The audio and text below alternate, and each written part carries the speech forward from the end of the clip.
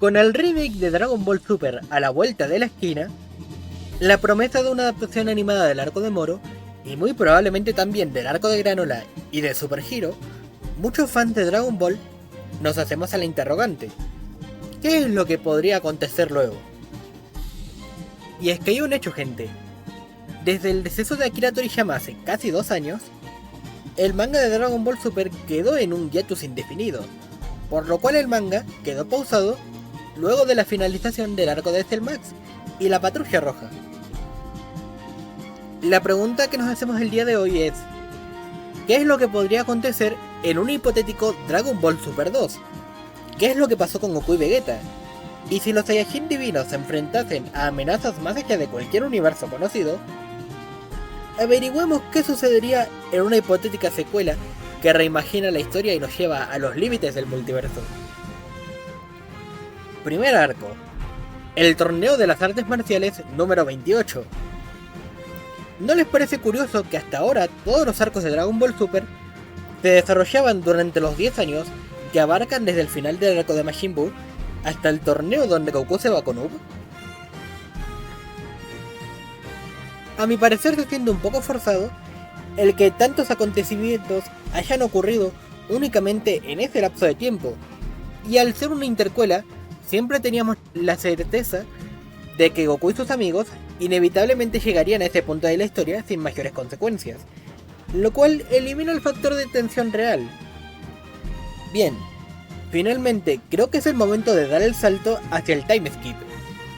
Como punto de partida para esta nueva saga, tendríamos la necesaria reinterpretación del torneo final donde Goku se va con Ub, el cual en este caso sería un nuevo punto de inicio. El torneo en general se mantendría muy similar a lo visto en el final de Dragon Ball Z, con sutiles cambios como por ejemplo omitir el diálogo de Bulma en el cual menciona que no ha visto a Goku en 5 años, o incluir algún guiño sutil al Ultra Instinto en la pelea de Goku contra Ub, pese a que Goku no recurra a dicha técnica o a usar sus transformaciones. Luego de que Goku se vaya con Ub para entrenar, podríamos ver el resto de peleas que quedaron pendientes en dicho torneo, las cuales fueron una incógnita durante casi 30 años. Segundo arco: saga de Baby y los Ufurujin. Para esta nueva reinterpretación tomaríamos de base Dragon Ball GT, aunque con varios cambios sustanciales y readaptándolo al canon actual. Comenzaríamos con el final del entrenamiento de Goku con Ub, y en esta ocasión el conflicto no se desencadenaría por causa de Pilaf, sino de una amenaza mucho más seria. Un nuevo enemigo irrumpe y se lleva las esferas del dragón de estrellas negras, las cuales en esta nueva continuidad serían un prototipo imperfecto que, de utilizarse, desencadenaría un cataclismo terrible por la causa de las energías negativas. Sin embargo, Goku logra quedarse con una de esas esferas para así poder rastrear el resto luego de que Bulma modifique el radar del dragón. La persecución se daría a cabo en un viaje espacial por varios planetas de una manera muy similar a Dragon Ball GT, aunque con un tono más serio y detectivesco, terminando en el planeta M2, donde se revelaría la intervención del Dr. Mew, el lore de los Ufurujin y el cómo el Dr. Mew estuvo implicado espiando a Goku y los demás a lo largo de décadas, mediante satélites y espías, e interceptando los rastreadores del ejército de Freezer. Finalmente, el plan de Baby sería muy similar al que vimos en Dragon Ball GT, haciendo que esta máquina mutante se apodere de la humanidad mediante parásitos y, asimismo, haciéndose del potencial Saiyajin, culminando con el enfrentamiento entre Goku Ultra Instinto y Baby Vegeta con el Ultra Ego. Aquí es donde veríamos el primer indicio de que algo anda mal con Daishinkan, el cual haría que Bills y Whis se mantengan al margen de toda esta situación, cosa que no debería pasar dado que Baby está desequilibrando el universo 7, y resulta bastante sospechoso el actuar del gran sacerdote, aunque todavía no se va a revelar qué es lo que está sucediendo con él. Tercer arco: la saga del androide 21. Gracias a la película de Dragon Ball Super Super Hero, sabemos que Bomi, la esposa del Dr. Hero, o en este caso el androide 21, es un personaje completamente canónico, por lo cual abre la posibilidad de verla como una verdadera amenaza y el último vestigio de la Patrulla Roja como un potencial peligro, no solo para la Tierra, sino para el universo entero. Bomi, junto a un backup del Dr. Gero, rescatan los restos de la tecnología del Dr. Mew que cayeron en la Tierra. Y con esto no solo recuperan la tecnología de las máquinas mutantes, sino que con el objetivo de vengarse de Goku y compañía, desencadenan el caos creando réplicas de los guerreros Z, por ejemplo, una versión malvada de Goku, de Vegeta y de Piccolo, e incluso también de los enemigos que se enfrentaron en el pasado, creando una especie de infierno artificial. También en este arco, secuestran al androide 17 y lo upgradean para poder controlarlo mentalmente, lo cual terminaría llevando a un conflicto de identidades con este Super 17. Finalmente, la propia androide 21 termina convirtiéndose en Machine 21, una versión mucho más poderosa que combina las células de todos los guerreros en ella, aunque predominando las de Majin Buu. Más aparte de tener ki divino, por lo cual se convierte en la amenaza final del arco, una entidad casi tan poderosa como un dios de la destrucción. Mi objetivo con estos dos arcos mencionados anteriormente es que Goku y Vegeta no sean los únicos personajes relevantes, sino dejar también el peso de la Tierra al resto de los guerreros Z, en especial a Ub, que es el discípulo de Goku, el cual para estas alturas tendría un potencial impresionante. Podríamos incluir en alguno de estos dos arcos el sacrificio de Majin Buu y su posterior fusión con Ub. Cuarto arco, saga de Black Freezer. Dragon Ball Super ya nos dejó la premisa de Freezer queriendo derrocar a los dioses. Desde el torneo del poder lo vimos queriendo manipular a Sidra y a Kitela, conspirando contra Bills e incluso queriendo derrocar al propio Zenosama. Posteriormente en el arco de Granola, Freezer no mata a Goku y a Vegeta, ya que según él tiene un objetivo más importante en mente. Y si Black Freezer fuese el guerrero de la profecía, aquel que predijo alguna vez el peso oráculo, aquel que sería el rival de Bills y que desestabilizaría los universos. Esta nueva versión de Freezer viajaría entre los universos, derrocando a los dioses de la destrucción para probar sus límites y aprendiendo de sus habilidades. Primero contra Sidra y Kitela, que son quienes conspiraron directamente contra él, y posteriormente humillando a Champa con el objetivo de provocar al propio Bills. Finalmente, la batalla de Freezer contra Bills sería brutal, haciendo que Freezer fuerce al dios de la destrucción a usar su versión imperfecta del Ultra Instinto, mostrando que la experiencia y la táctica pueden igualar a la fuerza divina. Finalmente, luego de una batalla apoteósica, Freezer logra ganar a duras penas y asciende como dios de la destrucción en el universo 19, utilizando las super esferas del dragón para crear dicho universo, con Meru's como su ángel y dando vida a un nuevo Kaioshin que lo acompañaría. Asimismo, es en este punto de la historia que se revelaría la existencia de los universos del 13 al 18, los cuales en el pasado habían sido destruidos por Zenosama, pero que, como veríamos al inicio del siguiente arco, el arco de los universos perdidos, estos universos fueron restaurados por el deseo del androide 17 en el torneo del poder. La serie continuaría explorando los universos perdidos, revelando una guerra santa en el pasado entre los universos 13, 14, 15, 16, 17 y 18 contra Daishinkan, ya que sus dioses querían rebelarse contra Zenosama, debido a la ineptitud de Zenosama para mantener a los universos en buenas condiciones. Aquí es donde veríamos conspiraciones, alianzas y traiciones.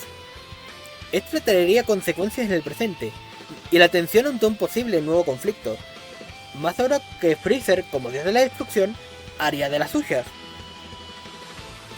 Ante la posibilidad de una nueva guerra santa, Daishinkan tomaría una decisión radical. Optaría por organizar un nuevo torneo entre los universos, esta vez con la participación de los propios dioses. En este punto, veríamos cómo poco a poco el juicio del gran sacerdote se va nublando, tomando decisiones menos neutrales e incluso sin el permiso de Zenosama. Sexto arco, arco del Torneo de los Universos 2.0. Todo culminaría en una segunda edición del Torneo de los Universos, un evento multiversal donde los dioses de la destrucción y guerreros de todos los universos se enfrentarían.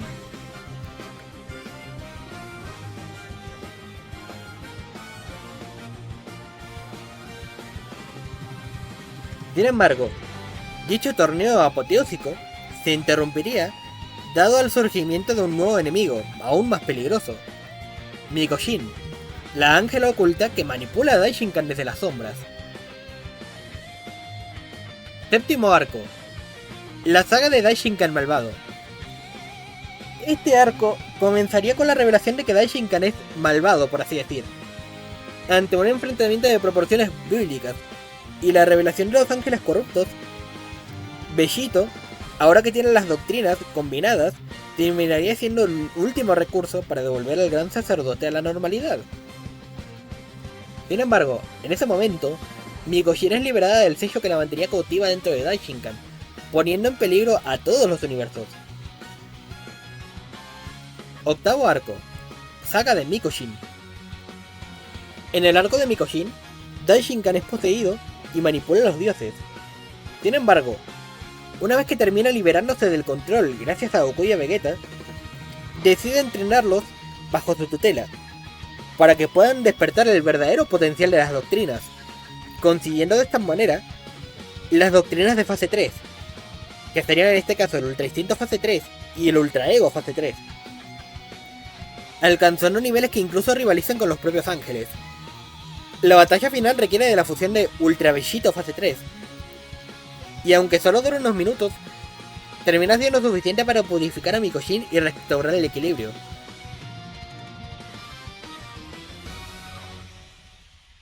Noveno arco, saga final, los dragones malignos. Finalmente, al igual que en Dragon Ball GT, los dragones malignos emergen a causa y efecto del mal uso de las esferas del dragón y los deseos que fueron realizados de manera imprudente. Aunque bueno, en este caso hay varios factores a considerar. Sabemos que en cada ocasión en la que Shenlong o Kamisama morían, las esferas del dragón eran restauradas posteriormente. Esto hacía que las esferas del dragón de alguna manera se purificasen, por lo cual durante el Dragon Ball clásico no hubo consecuencias reales. Sin embargo, en Dragon Ball Super el uso de las esferas del dragón fue excesivo, por lo cual para el final del Dragon Ball Super original, las esferas del dragón técnicamente quedarían a un deseo de desencadenar un cataclismo, y es en este punto que dicho cataclismo se desencadenaría. Cabe aclarar de que en este caso solamente las esferas del dragón de la Tierra y de Namekusei serían las afectadas. En este arco finalmente conoceríamos a Tarama, el creador de las esferas del dragón, o bueno, mejor dicho, de las super esferas del dragón originales. Conoceríamos más del lore de los Namekusei y del cómo las esferas del dragón tuvieron tanta implicancia durante todo este tiempo. Asimismo, al final de este arco, todavía quedaría un último deseo en las super esferas del dragón, que podría llegar a desencadenar un cataclismo multiversal más adelante, dejando la puerta abierta para futuras amenazas y aventuras. Es así como Dragon Ball Super 2 combinaría la nostalgia, una reinterpretación de Dragon Ball GT y conflictos multiversales y escalas de poder divinas. Para finalizar el arco de los dragones malignos, Goku terminaría trascendiendo al más allá y se convertiría en el guardián de las esferas del dragón. ¡Chao, bola de imbéciles! ¡Me voy a masturbar!